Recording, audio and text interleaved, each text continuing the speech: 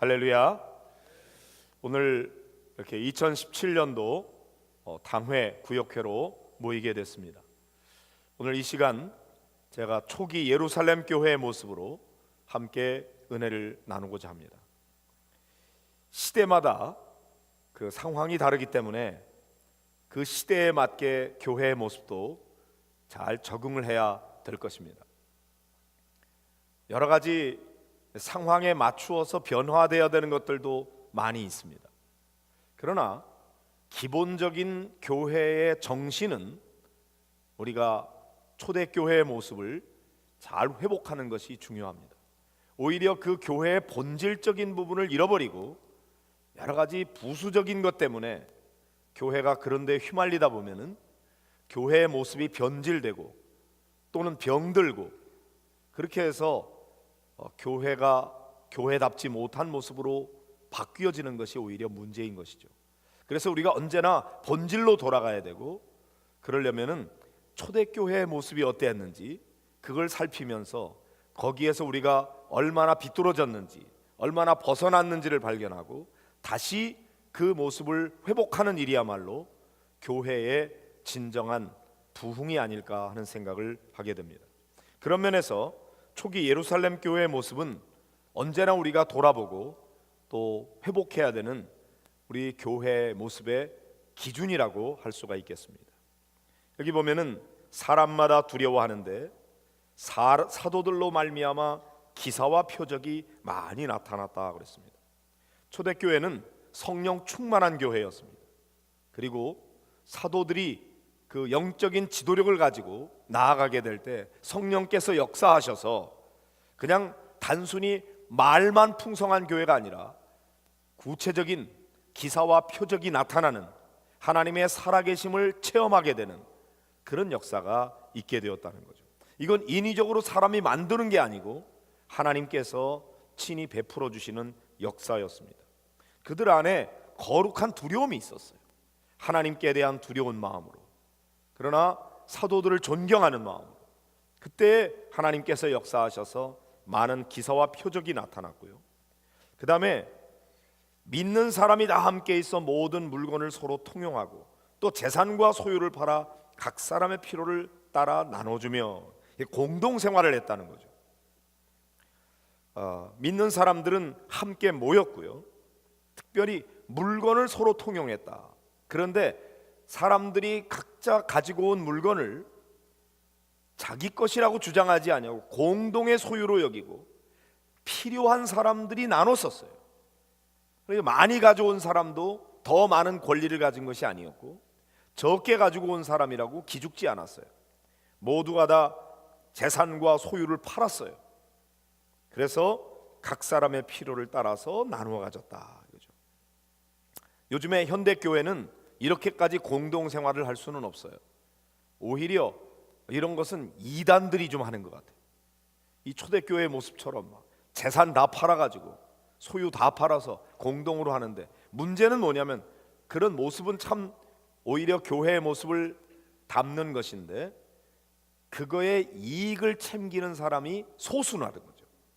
교주라든지 그런 사람이 독식을 하고 나머지 사람들을 다 어리석게 만들어서 그렇게 만드는 것이 문제였지, 오히려 이렇게 공동 생활을 통해서 모두가 함께 나누면서 살아가는 그런 모습은 초대교회의 아름다운 모습이었어요.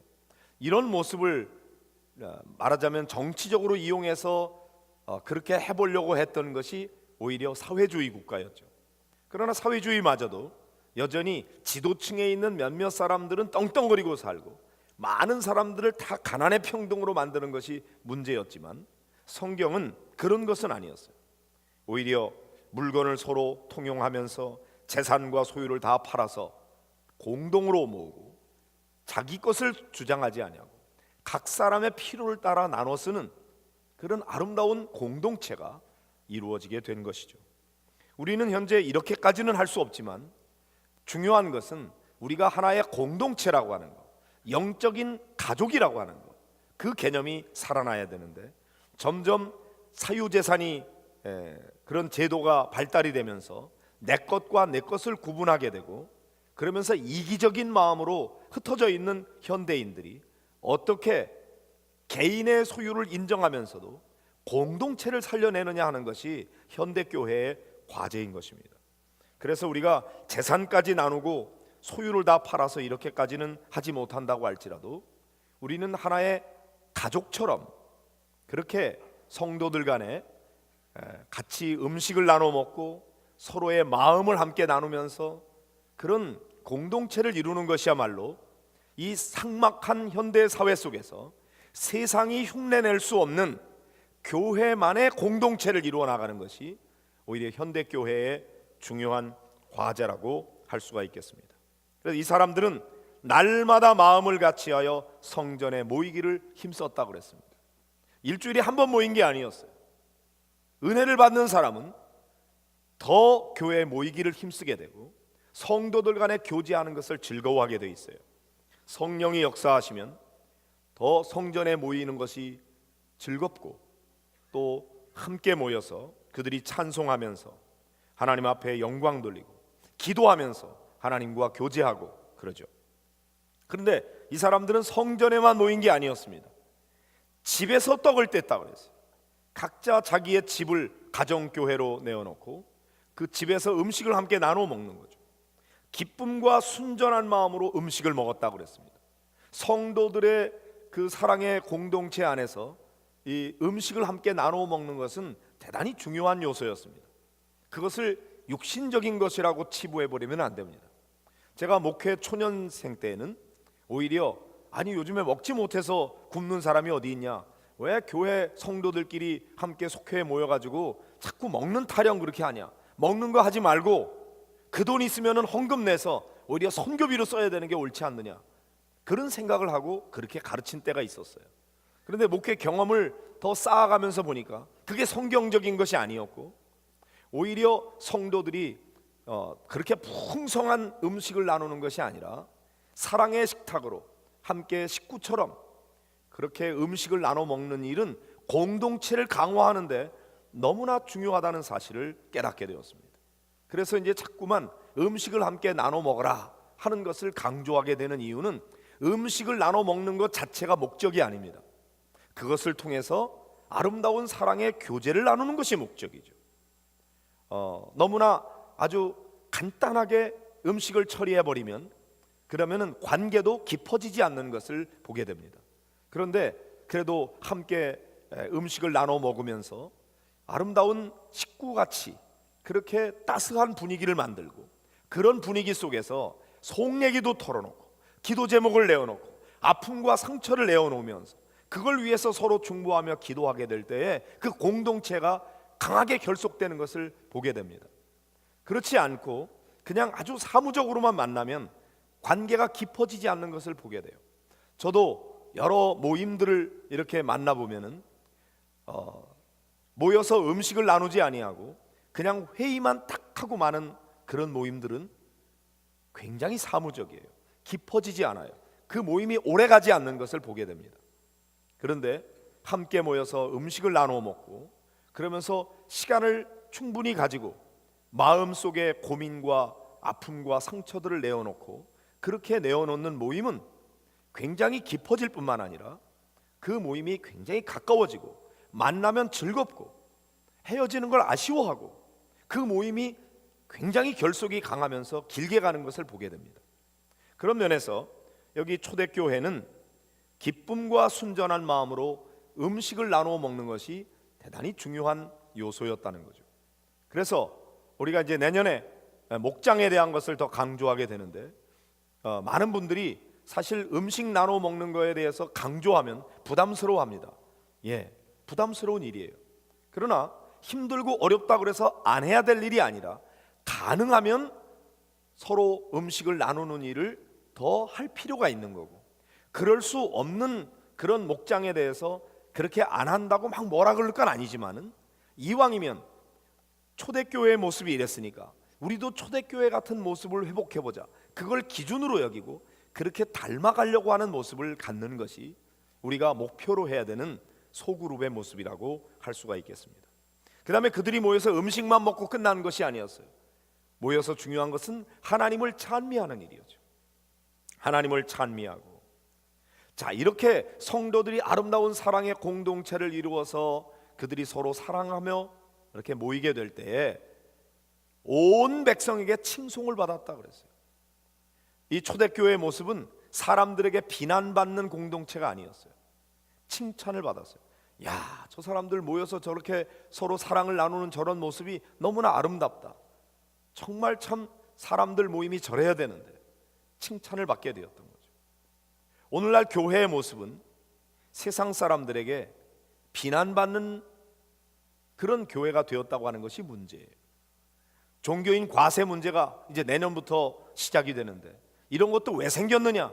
궁극적으로 보면은 교회가 세상 사람들에게 더 칭찬받지 못하게 되면서부터 생겨진 문제라고 할 수가 있습니다. 이제 우리는 다시 반전시켜야 돼요. 교회도 그렇고 성도들도 그렇고 세상 사람들에게 칭송받는 사람들이 돼야 되고, 칭송받는 공동체가 돼야 되고, 그런 교회가 돼야 돼요. 그러려면 교회 교인들끼리 모여서 다투고 싸워서는 칭송받을 수 없어요. 서로 차이가 있지만 서로를 품고 하나가 되고 연합하면서 인내하고 베풀고 나누고 섬기는 그런 공동체가 될 때에 세상 사람들이 보고, 야, 교회는 일반 사람들하고 달라. 현대에 살지만 저 사람들은 뭔가 다른 모임이야. 그래서 칭찬을 받아야 되는데, 얼마나 많은 경우에 교회가 세상 사람과 다를 바 없이 서로 다투고 싸우는 일을 많이 했습니까? 교회가 해야 되는, 마땅히 해야 되는 일들을 잘 감당하지 않음으로 말미암아 오히려 비난받는 교회가 되지 않았습니까? 이제는 우리 교회가 칭송받는 공동체가 돼야 돼요.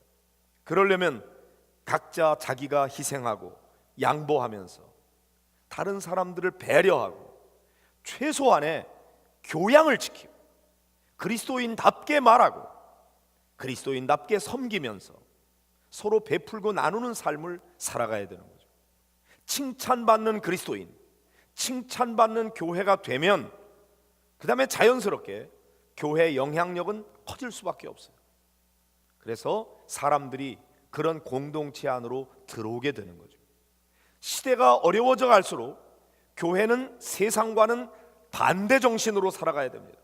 세상이 그렇다 그래서 교회도 그렇게 가면 안 되고, 세상이 점점 개인주의로 빠지고 이기적인 마음으로 하고 서로 집안을 오픈하지 않고 자기들끼리만의 모임을 갖는 그런 섹트화된 그런 모습으로 자꾸 나아간다면, 교회는 반대로 오히려 모이기에 힘쓰고 가정을 오픈하고 음식을 함께 나누며 섬기는, 그리고 점점 사람과 사람 사이에 벽을 쌓아놓고 속내기 안 하는 그런 세상 분위기와 다르게 우리는 함께 모여서 시시콜콜하게 우리의 마음을 나누고 생각을 나누고 아픔을 나누고 상처를 나누고, 그러면서 한 가족처럼 그런 공동체를 다 그리워합니다. 사실은 외로울수록 그런 공동체를 그리워하는데, 그런 얘기를 내어놓을 수 있는 장이 없는 거예요.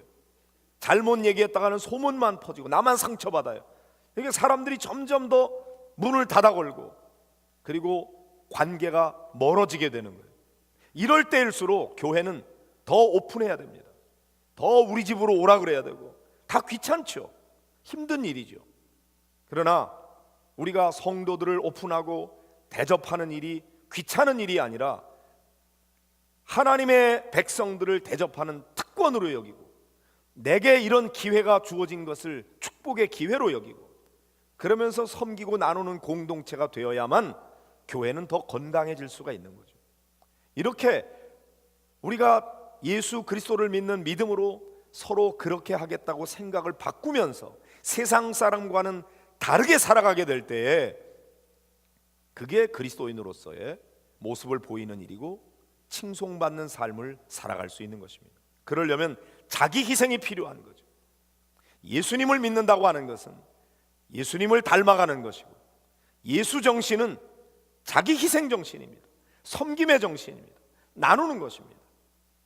그러므로 우리가 그런 마음으로 이런 공동체를 이루어 나가서 온 백성에게 하나님을 찬미하면서 온 백성에게 칭송을 받으니 결과가 어떻게 됐습니까? 주께서 구원받는 사람을 날마다 더하게 하셨다. 교회가 부흥됐다는 거죠.